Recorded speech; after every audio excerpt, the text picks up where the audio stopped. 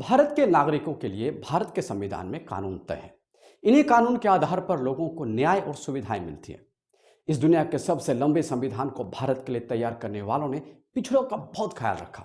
End of course हम इसमें अंग्रेजों का भी शुक्रिया अदा करते हैं। पर समय के साथ चलते चलते जाने अनजाने ही सही इन प्रावधानों में कुछ डायल्यूशंस भी हुए और अरुणाचल प्रदेश का अभी का जो ऑफस्प्रिंग इशू है इन्हीं में से एक है।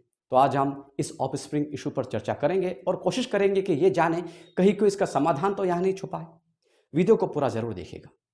नमस्कार दोस्तों, वैसे तो अरुणाचल प्रदेश के ऑफस्प्रिंग इशू से अभी फिलहाल अरुणाचल के सभी लोग वाकिफ हैं, पर जो बाहर के मेरे व्यूअर्स हैं, मेरे सब्सक्राइबर्स हैं, उनकी जानकारी के लिए बता दूं कि अरुणाचल प्रदेश एक ट्राइबल स्टेट है और संविधान ने इसे इसके अनुसार जॉब रिजर्वेशन और इन जैसे कई सुविधाएं दे रखी है। इसके अलावा इनकी इंडिजिनिटी और इनके जो कल्चर है उनके प्रोटेक्शन के लिए, इनके प्रिजर्वेशन के लिए उत्तर पूर्व के नागालैंड, मिजोरम और मणिपुर के साथ साथ इनकी जगह को भी आईएलपी से प्रोटेक्ट की गई है।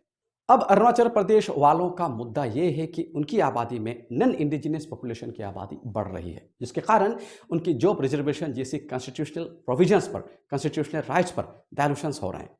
Let me make it clear, इनकी ट्राइबल पॉपुलेशन में इनके मुताबिक कुछ डायल्यूशंस आ गए हैं। मतलब ऐसी क्लेम्स की जा रही है कि नॉन इंडिजिनियस इनहेबिटेंट्स यहाँ के जो इंडिजिनियस राइट्स हैं वे ले रहे हैं। अब आप में से कई पूछ सकते हैं कि यह हुआ कैसे, यह आबादी बढ़ी कैसे। तो इसके मुख्य दो कारणों में से एक है ट्राइबल लड़कियों का नॉन ट्राइबल लड़कों से शादी करना और दूसरा है इनलीगल एडॉप्शंस या इम्प्रॉपर एडॉप्शंस। देखिए, अब आप कंफ्यूज मत होइए। देखिए, शादी में कोई प्रॉब्लम नहीं है, लेकिन प्रॉब्लम तब आ जाती है जब एक पेट्रियार्कल सोसाइटी में एक ब्याही लड़की अपने नॉन ट्राइबल पति से हुए नॉन ट्राइबल बच्चों को पति का यानी बच्चों के पिता का सरनेम नहीं देकर अपना मेडियन सरनेम देकर उन्हें एसटी यानी शेड्यूल ट्राइब सर्टिफिकेट दिलाकर उसे अनरियल ट्राइबल बना देती है और बाद में वही बच्चा इन रियलिटी नॉन ट्राइबल होते हुए भी ट्राइबल फैसिलिटीज ले लेते हैं। पर ये सिर्फ नॉर्थ ईस्ट में अरुणाचल की बात नहीं है, ये यहाँ नागालैंड, मिजोरम, मेघालय जैसे राज्यों में भी बहुत आम है। ऐसे कितने मिल जाते हैं जो किसी भी एंगल से नागा तो नहीं लगते पर उनका सरनेम नागा होते हैं, उनका सरनेम मिजो होते हैं। मेघालय की हालत तो और ज़्यादा ख़राब है और ज़्यादा प्रिकेरियस है। यहाँ इनके रिवाजों के अनुसार बच्चों को पिता का नहीं बल्कि माँ का टाइटल दिया जाता है। मैट्रियार्कल सोसाइटी है ना, मतलब कोई नॉन ट्राइबल कोई खासी या गारो लड़की से शादी कर लेता है तो बच्चों को खासी या गारो सरनेम मिल जाएगा and thus the offspring becomes tribal. Now, it's their practice. I don't have any say in this. This is just to cite an example. ये लेकिन फेक एसटी वाला प्रॉब्लम जो है ना, ये नॉर्थ ईस्ट के बाहर जाएं तो स्थिति वहाँ और भी खराब है। इसमें मैं ज़्यादा नहीं बोलूँगा, बाकी आप समझदार हो।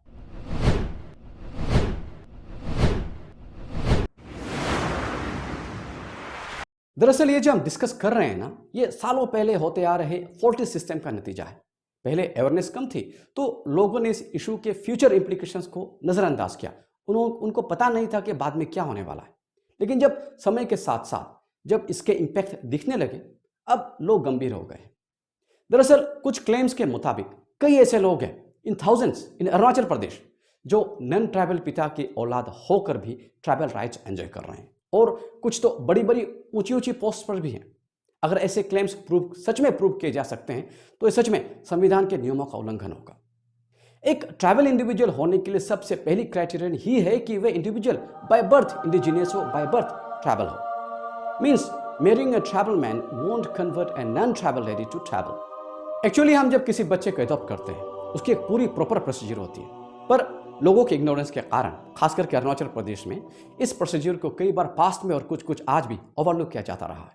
इस प्रोसीजर के नॉन फुलफिलमेंट के वजह से दरअसल अरुणाचल प्रदेश जैसे स्टेट में कई एडॉप्टेड चिल्ड्रन लीगली एडॉप्टेड नहीं हैं। हम इस एडॉप्शन के ऊपर एक और वीडियो बाद में ला सकते हैं, फिलहाल हम आज के इस टॉपिक पर कंसंट्रेट करते हैं। तो मैं कह रहा था कि जब तक लोगों को अवेयरनेस आई तब तक काफ़ी लेट हो चुकी थी।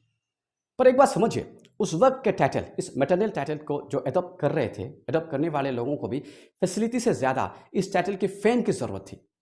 मतलब एक ट्राइबल लैंड में ऐसा होता है कि ट्राइबल का ज़्यादा दबदबा होता है, उनका चलता है यहाँ पे। तो जिसका ट्राइबल टाइटल हो गया उसका पावर बढ़ गया समझिए। तो इसी पावर के चक्कर में कईयों ने ट्राइबल टाइटल एडॉप्ट किया, ना कि किसी रिजर्वेशन वगैरह के चलते। मेरे ख्याल से उन लोगों को भी ज़्यादा उस वक्त अवेयरनेस नहीं रही होगी। ऑफकोर्स किसी किसी को रही होगी। अच्छा, एक एक्सपीरियंस बताता हूँ, आप यकीन नहीं करोगे। एक बार तो मैं एक एंकरिंग प्रोग्राम के चलते किसी इंटीरियर प्लेस गया था।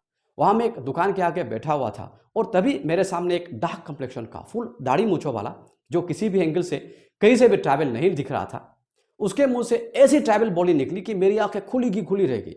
और जब लोगों से पूछा तो नाम भी कुछ प्योर ट्रैवल वाला बताया। तो शुरू में जिनके ट्रैवल टाइटल जिन्होंने अडेप्ट किया है वो किसी जॉब वगैरह के लिए उन्होंने नहीं किया होगा।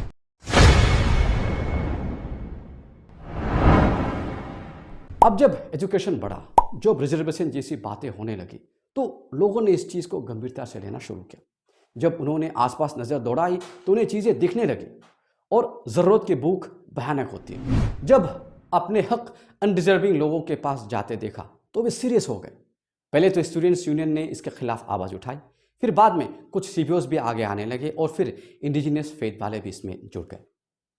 पर इन सब के बीच भी लेकिन हमारी कई ट्राइबल माओं ने वे अपने नॉन ट्राइबल बच्चों को ट्राइबल बनाने की कोशिश करती रही। आज इसके खिलाफ कई लोग अपनी ओर से आवाज़ उठाते नजर आ रहे हैं और इन्हीं के बदौलत आज बर्थ सर्टिफिकेट और एसटी सर्टिफिकेट के इशुएंस में भी काफ़ी रेस्ट्रिक्शंस आ गई है। मेरे ख्याल से ये अच्छी चीज़ है।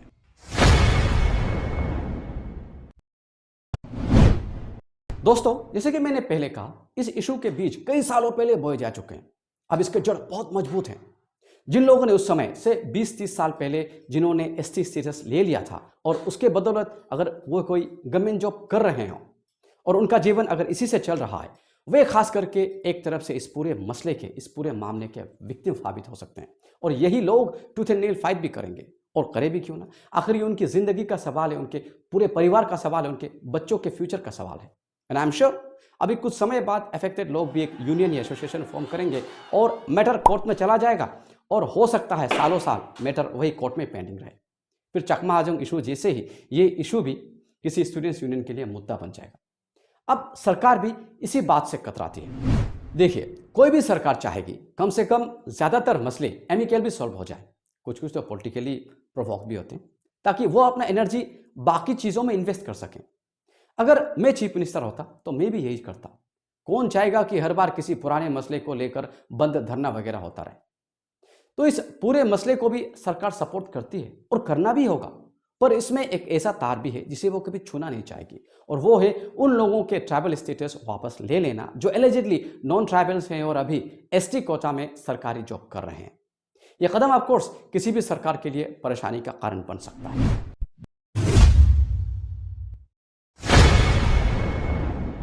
अभी लेकिन दोस्तों, कॉम्प्लिकेशंस यही खत्म नहीं हुई है। मान लीजिए सरकार मान भी जाती है, पर इंडिया में आप भी जानते हैं लेजिस्लेचर अकेला सब कुछ नहीं कर सकता। इसमें जैसे कि मैंने पहले कहा, जुडिशरी का भी बहुत बड़ा रोल रहेगा और सरकार किस किस को आइडेंटिफाई करती रहेगी और किस आधार पर करेगी, लुक्स के आधार पर या कोई और क्राइटेरियन सेट करेगी, क्योंकि लुक्स कई बार धोखा भी दे सकता है। और लुक्स में क्या कंसिडर किया जाएगा, कलर, स्टेचर, फेशियल फीचर या कुछ और, पर या किसी की आइडेंटिटी कंफर्म करने के लिए काफ़ी होगा, या बात डीएनए टेस्ट तक भी चली जाएगी। पर डीएनए टेस्ट अपने आप में ही कई कॉम्प्लिकेशंस लाएगी। अगर यह मसला ये पाथ पकड़ता है तो यह बहुत लंबा चला जाएगा। अब ऐसे हालात में जब सरकार भी अपनी ओर से मजबूर है तो अरुणाचल प्रदेश में सीबीओस यानी क्लैन बेस्ड ऑर्गेनाइजेशंस का बहुत बड़ा किरदार हो सकता है। यहाँ अरुणाचल प्रदेश में कई ट्राइब्स हैं। फिलहाल social justice, empowerment and tribal affairs के लेटेस्ट लिस्ट के मुताबिक 23 मेजर ट्राइब्स रिकॉग्नाइज किए गए हैं, जो मेरे अनुसार बहुत जल्द रिवाइज हो जाएगा, क्योंकि कुछ इंपॉर्टेंट और वेल नोन कम्युनिटीज इस लिस्ट में मेरे ख्याल से शामिल नहीं है। खैर, इन ट्राइब्स के अपने अपने क्लान होते हैं और ये एक क्लोजर फैमिली की तरह काम करते हैं, विच मीन्स ये अपनी फैमिली मेंबर्स को ज़्यादा अच्छी तरीके से जानते हैं, समझते हैं। अगर ये सीबीओज अपने क्लान में उन मेंबर्स के आइडेंटिफिकेशन में मदद करती है तभी ये पॉसिबल होगा। एंड ऑफ कोर्स मैं ऐसे कुछ क्लान्स को भी जानता हूं जिन्होंने इस काम को बहुत सीरियसली भी लिया है। पर सवाल यह है कि कितने सीबीओज इसे गंभीरता से लेंगे। क्या सभी सीबीओज इक्वल फोर्स और स्ट्रेंथ के साथ इस इशू को टेकअप करेंगे? सवाल यह भी है कि जिन लोगों के साथ इन्होंने इतने साल एक बॉन्ड स्टैब्लिश कर रखा है, क्या इस बॉन्ड को वो इतनी आसानी से तोड़ पाएंगे? सवाल अनेकों हैं, पर शायद जवाब एक भी नहीं। यूं कह देना आसान है, पर करना उतना ही मुश्किल। दोस्तों, मुश्किल ये भी है कि बाहर के लोग इसे गलत तरीके से भी ले सकते हैं। अगर इसे हम टैक्टफुली डील नहीं करते हैं, इसे हम टैक्टफुली हैंडल नहीं करते हैं, तो इसे बाहर के लोग, खास करके ट्राइबल वर्सेस नॉन ट्राइबल का भी नाम देने की कोशिश कर सकते हैं। ये मैं बस एहतियात के लिए बोल रहा हूँ, ऐसा ज़रूरी नहीं कि ऐसा हो। ना on A more serious note, जहाँ तक मेरी समझ जाती है, यह मसला इतना कॉम्प्लिकेटेड है कि इसे सुलझाते सुलझाते कई पीढ़ियाँ निकल जाएंगी। तो करें तो क्या करें? क्या इस मसले को यूं ही छोड़ दिया जाए, या अगर इसे आगे ले जाते हैं तो किस तरह से लिया जाए? तो दोस्तों, जो बातें कम उलझनों के साथ सुलझ सकती है, वही बातें अगर गलत रास्ता पकड़ ले तो इतनी उलझ जाती है कि उसका समाधान ढूंढ पाना नामुमकिन सा लगता है। घूम फिर कर बातें फिर उन्हीं हालातों में आकर पहुंचती है। इसलिए सोल्यूशन ऐसा होना चाहिए कि सच में सोल्यूशन लेकर आए। और वैसे भी हम जितनी भी अभी प्रॉब्लम की बात कर रहे हैं, खास करके जो अभी ऑफ स्प्रिंग इशू है, ये हमारे इंडिजिनियस लोगों का ही क्रिएट किया हुआ प्रॉब्लम है, कम से कम ज़्यादातर प्रॉब्लम। और जैसे कि मैंने पहले कहा, इसके बीज बहुत पहले बोए जा चुके हैं, इसके जड़ अभी बहुत मजबूत हैं, और ये बीमारी बहुत पुरानी है। और ऐसी पुरानी बीमारी को एक झटके में ठीक कर पाएंगे सोचना, ये हमारे लिए थोड़ी सी गलतफहमी होगी मेरे हिसाब से। अलबत्ता इसे हमें बहुत टैक्टफुली डील करनी होगी। इसलिए मुझे लगता है कि इसका समाधान हो सकता है, इस प्रॉब्लम का भी सोल्यूशन हम ला सकते हैं, लेकिन हम इंडिजिनियस लोगों को भी कुछ तो कंप्रोमाइज़ करने होंगे।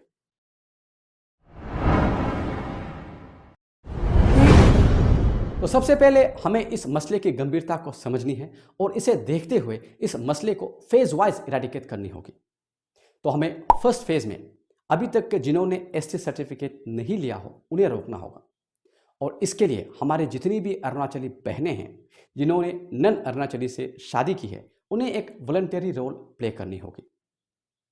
यहाँ देखिए, कोई भी आपके प्यार के खिलाफ नहीं है। इनफैक्ट अगर आप बाहर के किसी से शादी करती हो तो आप हमारे रिश्ते के दायरे को बढ़ा रही हो, चाहे वो असम से हो, यूपी बिहार से हो, या कश्मीर या कन्याकुमारी से हो। बल्कि हम आपके शुक्रगुजार हैं। पर हमें देखिए, मामा मौसी ही रहने दीजिए। हमारा टाइटल देकर रिश्ते को कंफ्यूज ना करो दी। दूसरे फेज में हम उन लोगों को रोक सकते हैं जिन्होंने अभी एससी सर्टिफिकेट लेकर बेनिफिट लेना शुरू नहीं किया हो, या हाल ही में उन्होंने शुरू किया हो। इसमें कोई भी इस चीज़ को इंडिविजुअली टारगेटेड फील ना करें, और कोई भी इस चीज़ को इंडिविजुअली डील भी ना करें। जो होता है उन्हें जनरल वे में होने दें। If this happens, this will happen for some good reasons, and we must know that. Third phase में उन लोगों से हम एसटी राइट्स वापस ले सकते हैं जिन्होंने एपीएसटी कोटा से नौकरी हासिल की हो। यह बहुत दिक्कत वाला स्टेप होगा, क्योंकि ये लोग इतनी आसानी से नहीं छोड़ेंगे। पर क्योंकि ये भी ले देकर हमारे अपने हैं, तो हमें भी इनसे अपनों की तरह डील करनी होगी। ये जो अभी इशू चल रहा है, इनसे कितनों की नींद हराम हो गई होगी। और ऐसे समय में अपनों से कह देना कि दैट्स नॉट माई प्रॉब्लम, इंसानियत नहीं कहलाएगा। इस बात के मद्देनज़र जिन्होंने अभी 10-15 साल की सर्विस लाइफ पूरी कर ली है, उनके दुख दर्द, उनकी मजबूरी को अगर आप इंसानियत की नज़र से देखें तो बहुत अच्छा होगा।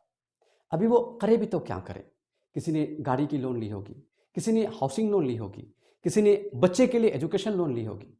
ऐसे हालात में अगर एक इंसान दूसरे के दर्द को नहीं समझेगा तो कौन समझेगा? तो मेरे हिसाब से अगर मैं कर सकता तो मैं उनकी नौकरी तो कभी नहीं लेता। लेकिन हाँ, ये जो राइट है ये उनके नेक्स्ट जनरेशन तक कैरी ओवर भी नहीं होनी चाहिए। फोर्थ फेज में उन लोगों से हम प्रॉपर्टी वापस ले सकते हैं जो इन ऑफस्प्रिंग्स के नाम पर हैं। ये लेकिन सबसे मुश्किल वाली चीज़ होगी। इसका भी सोल्यूशन लेकिन निकाला जा सकता है। हमारी बहनों की लाइफ टाइम तक तो ये प्रॉपर्टी उनके नाम तो होंगे ही, लेकिन उसके बाद कंपल्सरीली ये उनके नेक्स्ट ट्राइबल किन को ट्रांसफ़र हो जाना होगा। पर हम सभी जानते हैं इतना आसान नहीं होगा, पर इसे होना ही होगा। देखिए, प्रॉपर्टी रिटर्न बैक करने के लिए कई रास्ते हैं, और आप भी उन रास्तों को जानते हैं, समझते हैं। या आप इन प्रॉपर्टी को डिस्पोज भी कर सकते हो, पर इसमें बाद में जाकर ये एक बिजनेस भी बन सकता है। पता चला कि सारे नॉन ट्राइबल मागबो प्रॉपर्टी बनाकर यहाँ बेचने वाला बिजनेस शुरू कर दिया, धंधा शुरू कर दिया। No, there are chances, you can never deny.